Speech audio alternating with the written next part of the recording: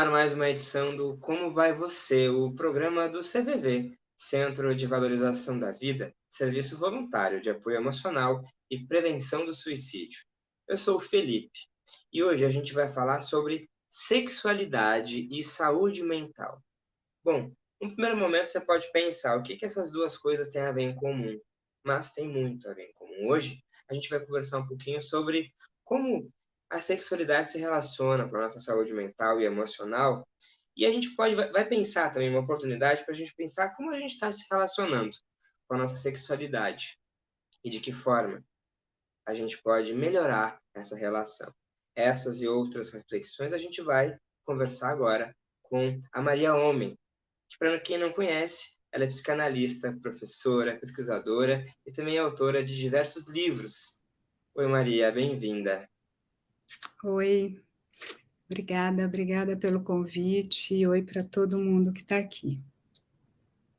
É muito bom a gente poder começar essa nossa conversa já abrindo um pouco os horizontes da galera que está nos acompanhando para entender, de fato, o que é a sexualidade, Maria? Porque a gente fala muito sobre sexo, sexualidade, mas eu queria que você pudesse nos explicar, nesse primeiro momento, a diferença entre ambos, se há diferença.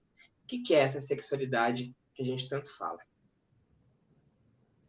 Essa já começa com uma pergunta que é, milênios de debate, né? Já para começar fácil. Então, olha, primeira coisa, lembra que o Freud foi muito polêmico por colocar o dedo nessa ferida e por romper séculos de recalque do corpo. Então, a primeira coisa que a gente pode dizer é que a gente tem, vamos dizer, 3 momentos históricos. Tem muitos, mas assim, a gente tinha uma relação mais fluida com o corpo e a gente era mais orgânico na relação corpo e alma, como se a gente pudesse viver o nosso erotismo, a nossa sexualidade, as fantasias, as mitologias, e a gente foi, vamos dizer, como diria Nietzsche, uma era dionisíaca da história. A gente tinha menos repressão. Aí a gente teve uma vivência, né, que a herdeira de um certo platonismo grego, a gente foi cada vez mais fazendo uma divisão entre o corpo e a alma. E não só que a gente dividiu esses dois campos e disse, bom, isso daqui é da ordem do corpo, isso daqui é da ordem da alma. Não, a gente não só separou, como a gente hierarquizou. E a gente falou, a alma é superior ao corpo. A alma é imortal, a alma é pura, ou deveria ser, desapegada da matéria. O espírito é superior, ele é eterno, ele é imortal, ele vai nos ultrapassar. E o corpo é materialidade, ele é corruptível, ele é mortal, ele é aquilo que deve ser dominado pelo espírito, pela força de vontade, pela disciplina. E tudo que está aqui, que é da ordem da matéria e da corporeidade, é menor. Então, a gente fez esse tipo de construção. E aí, por isso que a gente reprimiu durante, eu estou falando de 2 milênios, estou falando de muito tempo, 2.500, né? Então, a gente foi cada vez mais achando que o corpo era sinônimo de corruptibilidade, patologia, uma sexualidade bestializada, desenfreada, que seria, né, sexo só para reprodução, sexo é sujo, é feio, é menos, né? Todo esse imaginário a gente ainda carrega até hoje. E aí, no século XIX, o Freud, ele põe a mão, né, como eu disse, nesse todo esse arcabouço conceitual e bagunça o coreto, ou desbagunça, se você for entender de outro ponto de vista, porque ele diz, para tudo, Como é que é isso? Né? É interessante ter um corpo. Não só o Freud, acho que a época estava madura para poder se permitir e aceitar o fato de que somos corpo e mente. Ou, como diria o Winnicott um pouco mais tarde, psicossoma, que a gente hoje tem linhas que estudam a psicossomática, como que a psique, a alma, em grego, se relaciona com soma, com somático, com o corpo. Então a gente entendeu que são espirais entrelaçadas, que somos corpo-mente, que somos psicossoma, é o nosso ser. Quando a gente está nervoso, a gente não tem frio na barriga. Quando a gente está tenso, ansioso, a gente não tem gastrite. Quando a gente está muito feliz, a gente não tem uma sensação de êxtase e leveza. E dá até mais saúde. Né? E quando a gente está tenso, dá até menos saúde. Então, a gente entendeu que os estados da alma se refletem no corpo e vice-versa. Então, é uma faixa de Moebius, ela se entrelaça. E no meio disso entra uma parte central do corpo, que não é puro sexo, como se sexo fosse corpóreo, é uma sexualidade, é um erotismo, que já é a vivência com o outro, junto com o corpo. Então, a sexualidade, o erótico, é uma vivência entre duas subjetividades ou mais, entre sujeitos que são seres psicossomáticos, digamos assim, que são corpo-alma, que entram em conexão. Então, não existe só sexo. Mesmo que seja um puro sexo, ele também é com a alma do outro. Porque quando que isso é bom? Quando a minha alma diz, hoje eu só quero gozar. Eu quero sair para trepar. Isso é uma construção da alma. Isso é uma construção simbólica. Porque por mais que a gente queira, a gente não é coelho. A gente não é cachorro. Por mais que, se você fez essa equação, você precisou, ó, o que eu falei, fazer essa equação desejante que eu gozo se eu estou fazendo só um sexo animal, um sexo puro. Isso já é uma construção simbólica, já é alguma identificação que, para se relacionar com o outro, você precisa destituí-lo da sua subjetividade. Você precisa transformá-lo numa pura corporeidade. Então, isso já é um animal simbólico, que somos nós, né? Como diria o Aristóteles, animal racional. Eu estou amplificando um pouco, eu estou complexificando isso, eu estou dizendo um animal simbólico. Na verdade, eu nem diria animal, mas somos. Mas é um animal que pensa, que sente, que simboliza, que imaginariza, que se identificou com equações sexuadas, erotizadas, a partir da sua história de vida. E se a sua história desenhou o sexo só com amor, e hoje a gente tem até, né, um dos gêneros é esse, que faz, né, demissexual, assexual, pansexual, demissexual. Eu só gozo se for numa relação, se for com amor. Ok, é uma equação possível. É uma equação, todas as equações são possíveis. Eu só consigo me excitar se é alguém do mesmo gênero, do mesmo sexo que eu, é homossexual o meu elo. Ou, pelo contrário, tem que ser hétero. Ou, pelo contrário, vou radicalizar, tem que ser uma parte do corpo, tem que ter um pé assim ou assado. Então, é um fetichismo, é uma podolatria. Tudo isso é simbólico, tudo isso é sexualidade, tudo isso é erotismo, é eros. É a camada de eros que reveste as corporeidades. Somos sempre assim, psicossoma. Somos sempre sujeitos complexos com as nossas identidades. Para começar, a gente começou bem, para entender É, já realmente essa confluência de entendimentos, porque é muito importante você fala, Maria, porque ao mesmo tempo, quantas pessoas que estão nos assistindo, que vão nos ouvir, que estão nos ouvindo, têm a sua vontade sexual reprimida por N fatores e não Hum, consegue atuar nesse desejo, entendendo o seu corpo, o quanto isso é prejudicial para a saúde da gente também. uhum. Muito, muito. Para voltar no século XIX, e aí a gente tem Freud, tem Nietzsche, tem todos os estudos do Foucault sobre a sexualidade, o que que a gente foi desmontando mais claramente da modernidade, século XVII, XVIII, sobretudo XIX, a gente foi desmontando esses milênios de repressão e aceitando o fato de que a gente havia feito essa divisão, essa cisão, e que não precisa, que é bom e que é saudável. Porque quando a gente tem muita repressão, muito recalque, a gente faz sintoma. Isso que é a histeria.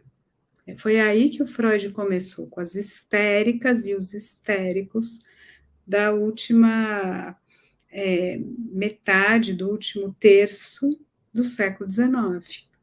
E foi aí que ele foi entendendo o funcionamento do inconsciente. E ele falou: inconscientemente, a gente cria histórias, cria narrativas e corta pedaços da gente mesmo. Recalca, pega umas partes e, né, não quero saber disso, põe para debaixo do tapete. Isso causa sintoma, causa sofrimento. A gente precisa disso? Talvez não. Talvez a gente possa se autorizar a vivenciar a pluralidade, a totalidade do nosso ser. Corpo, alma, mente, cognição, espiritualidade, tudo que a gente quiser, vamos embora, vamos, né, vamos deixar, vamos ter pele, né, o eu, tem um livro, né, eu, pele, o fazer o contorno, ser tocado, tocar o outro, né? A mãe faz isso com o bebê, ela vai dando contorno para o bebê. Isso é interessante, a gente ter relação com o outro, a gente ter troca, conexão, que passa também pela pele, pelo olhar, pela voz, pela palavra, pela linguagem, por poder assistir um filme juntinho, por poder encostar no outro enquanto lê o jornal, enquanto toma café, enquanto sai para passear, de mão dada, pode beijar na boca ou beijar onde quiser, quem quiser, como quiser. Isso é parte da pluralidade da vida. Isso é interessante. Quando você precisa cortar, cortar, recalcar, isso te dá um custo psíquico enorme. Isso te dá sofrimento, te aliena de partes de você. Isso é alienação. E isso tem dois problemas: um, que você não vive, dois, que você está gastando muita energia para tirar fora do sistema, para recalcar. Energia que você poderia estar sendo criativo, está sendo produtivo, está exercitando o seu ser. Não só a sua corporeidade, o seu erotismo, seu pensamento, o seu talento, a sua capacidade, né, produtiva, criativa. Vamos, criadora, vamos fazer. Vamos lá, né? Viver o que tem para viver. Cruzar quem a gente tem que cruzar, sair na rua, ver, assistir, conversar, não se assustar com a cidade, não se assustar com o outro, poder estar em comunhão, mesmo que conflito, mas elabora o conflito, dialetiza. E é sair desse emaranhado todo, né, Maria, que a gente acabou ficando nesse tempo todo, essa enrolação mesmo, de não poder fazer as coisas, eu não posso fazer isso, não posso fazer aquilo. E ao mesmo tempo que fala muito sobre o outro, é muito subjetivo, porque fala muito da gente. E a gente não se reconhecer e não aceitar isso, porque eu fico imaginando que quando você se permite, você também aceita. Se aceita como é, aceita quem você é, seus defeitos, o que você quer fazer. E a gente tem muita dificuldade de aceitar, às vezes, um lado que a gente pode achar que é sujo, mas não é. Depende da lupa que eu vou olhar também. Exato, exato. como eu mesma escrevi num livro, né, o título era Lupa da Alma. Tem bem essa expressão, né? O desafio aqui, que eu deixo até para todo mundo que está aqui acompanhando a nossa conversa também, é que a gente possa colocar uma lupa sobre a alma e sobre os corpos, e sobre as relações, poder vivenciar isso, poder trocar. Então, por que não se autorizar? Nada é sujo. Eu vou radicalizar aqui. Nada. Eu diria até o seguinte: se somos adultos e se é de comum acordo, tudo vale, né? Até as práticas, vamos dizer assim, BDSM, sadomaso, você tem um combinado. E o combinado vale tudo. O meu limite é a palavra senha. A palavra que a gente vai combinar, que é a senha para parar. Porque eu gozo com a dominação, eu gozo com a sujeira. Vamos radicalizar. Coprofilia, cocô. Ok, somos adultos, né? Se a gente não está fazendo o uso do outro como objeto, a não ser que ele queira o uso de um outro que não pode ter o arbítrio de querer ou não, uma criança, um bebê, um deficiente, um sujeito que ainda está em formação, salvo quando o outro não é sujeito, não tem condição de ser sujeito, tudo vale. Um sujeito que queira brincar de ser objeto na mão do outro, que eu gosto de apanhar. Isso foi até sucesso, né? Lembra? Christian Grey, Mr. Grey, 50 tons de cinza, com um leve BDSM. Não é à toa que eu usei esse exemplo, né? Então, assim, me amarra, me bota aqui, me chama de lagartixa, fico E o louca. quanto isso mexeu com todo mundo, sucesso de bilheteria, os livros comprados, todo mundo em volta dessa história. Exato. Então, você vê como no 21, né, eu fui lá atrás no Freud, no 19, fui lá nos gregos, menos 500, mas a gente pode, no 21, dizer que a gente já está se autorizando mais. Então, não só é permitido o casamento gay, como você não permitir é crime. Homofobia é crime, né? Então, assim, na lógica geral, você subjugar um outro que é diferente de você é crime. Racismo é crime, né? Machismo, feminicídio, crime. Qualquer forma de amor vale a pena. Vamos voltar lá para o Milton, né? Qualquer forma de interação entre sujeitos, né? Quando eu digo sujeitos, com sua capacidade subjetiva preservada, qualquer acordo eu diria que é válido, porque o inconsciente é muito complexo, né, gente? O inconsciente, assim, todas as emoções, as identificações, as excitações, as ideias do que seria interessante para mim, o que me excita, o que me dá tesão, vai lá entender, né? Vai lá entender. Sim, eu vou lá, trabalho com isso, escuto pessoas em seu processo de autoconhecimento, de análise, que estão ali, né, buscando se escutar. Ah, eu sonhei com tal coisa, eu vivenciei uma história, nossa, me aconteceu, não, eu entrei numa balada que me surpreendeu, que eu entrei numa coisa, eu achei que eu iria ter nojinho, mas fiquei louco.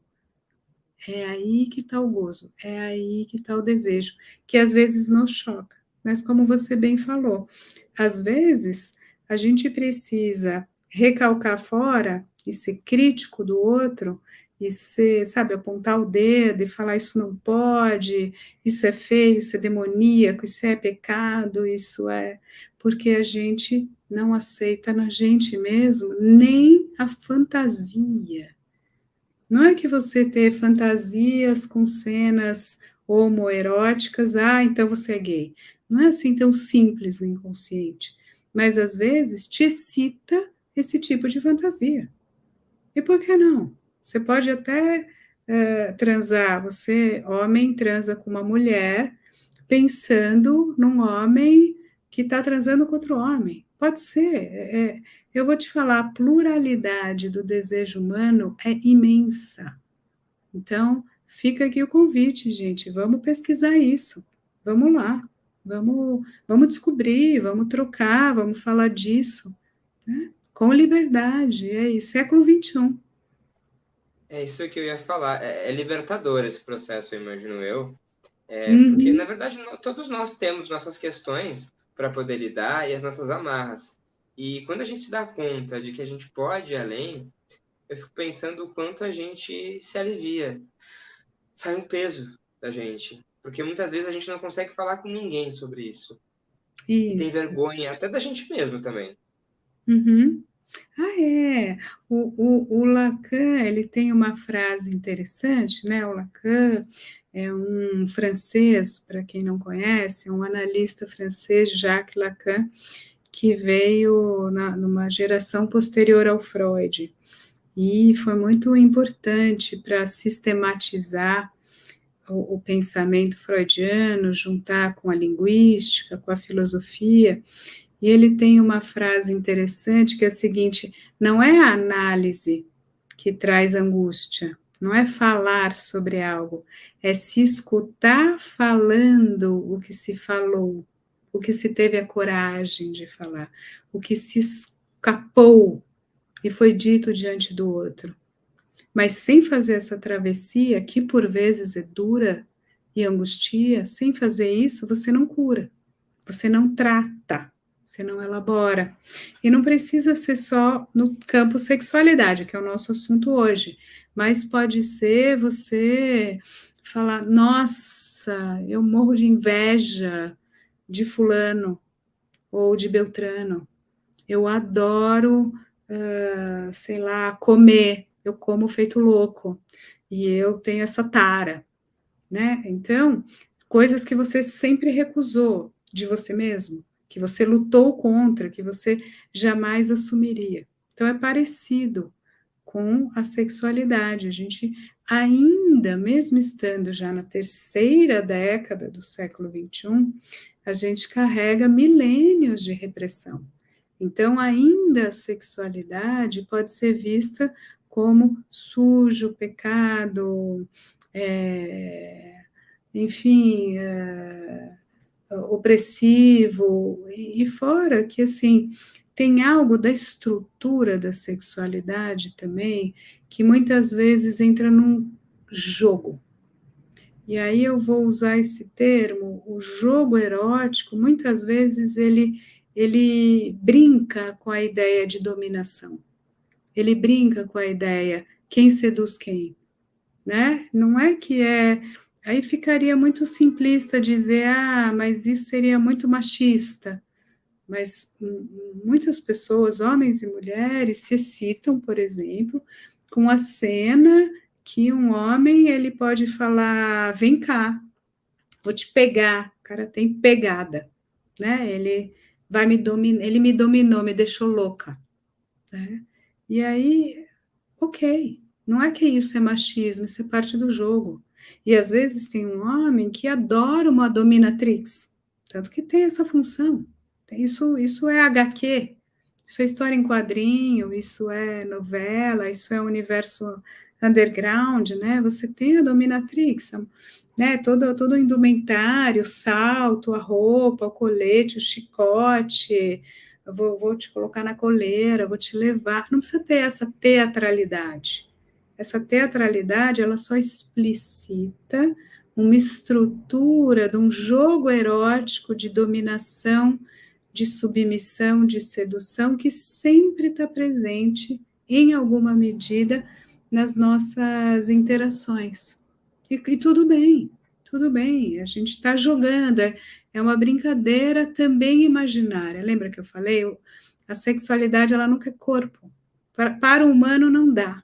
Por quê? Porque somos corpo-alma. É o que nós somos, psicossoma.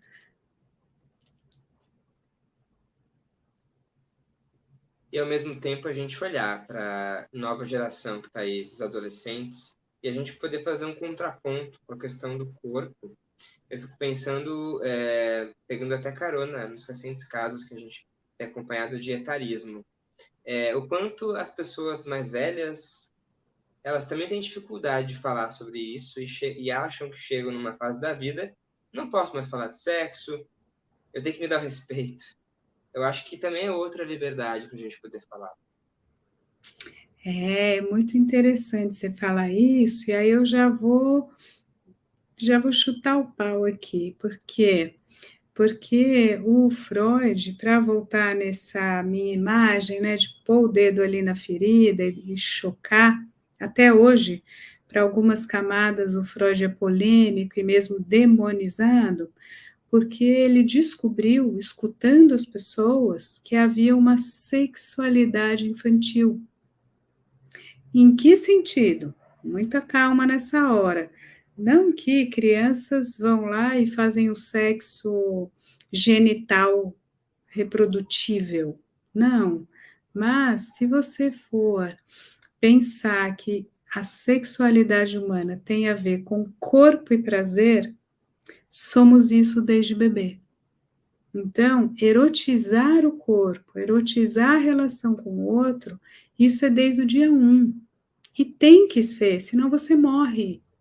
Você teve que ter uma mãe que te pegou no colo, que olhou no seu olho, que te deu de mamar, que te abraçou, que te deu contorno, que revestiu esse eu pele para formar o eu, para te dar um narcisismo primário, para, né? Se isso não acontece, é autismo. Esquizofrenia. Eu precisei de um outro que me erotizasse, nesse sentido, que tocasse meu corpo, que me manuseasse, que me desse um lugar ao mundo, uma conexão, uma relação que ela é necessariamente corporal. Então é isso que Freud chamou de erotismo, eros e sexualidade infantil. E as crianças vão reproduzindo isso a partir das vivências primárias com os adultos que as cuidaram, que as receberam na vida, ainda bem, elas vão experimentando isso com as criancinhas, com 1 ano, 2, 3, 4. Isso é fase oral, fase anal, fase fálica, complexo edípico, a gente não vai entrar aqui, mas isso é uma vivência que está desde o dia 1 até o último. Então, também não existe apagar esse corpo, ou apagar o inconsciente, apagar essas vivências. Não é, você pode ter pico de hormônio aqui, puberdade, adolescência, juventude, depois, né, sobe, depois desce, ok, mas o corpo erótico, o corpo erógeno, ele vai nos acompanhar até a morte, porque você quer encostar, você quer carícia, você quer beijo, você quer abraço, você quer alguém para te dar a mão quando você está morrendo. E como tem um conto da Clarice, para não acabar assim, tétrica, eu vou acabar com um conto da Clarice Lispector, que chama Ruído de Passos, onde ela vai colocar uma narradora já velhinha e que diz, meu Deus, quando isso vai acabar? Quando eu vou ficar livre disso? Eu achei que eu ia... E não passa nunca. Então, que bom, de alguma maneira isso é eros, pulsão de vida, né? A vida está sempre eros e tânatos, forças de conexão, de ligação, forças eróticas e forças de desconexão, tânatos, de morte.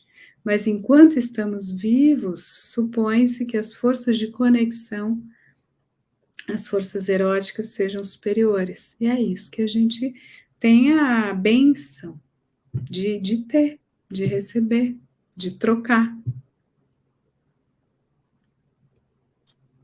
Conexão é muito importante. Maria, muito obrigado pela tua fala, por nos trazer tantas questões para refletir. Pode ser muita gente agora se chocou com algumas coisas, mas, gente, é isso. A gente precisa se mexer, sair do lugar para a gente poder entender aonde a gente está, quem a gente é. Isso fala sobre a gente, fala sobre a vida. É estar vivo, é saúde. Maria, muito obrigado. e que a gente siga você nas redes sociais. Para quem puder te conhecer mais, também só te seguir no Instagram também, né? Vamos lá, Maria Homem, estamos lá. Canal do YouTube, todas as redes, site, sejam bem-vindos e a gente continua esse diálogo sempre tão proveitoso em direção à vida.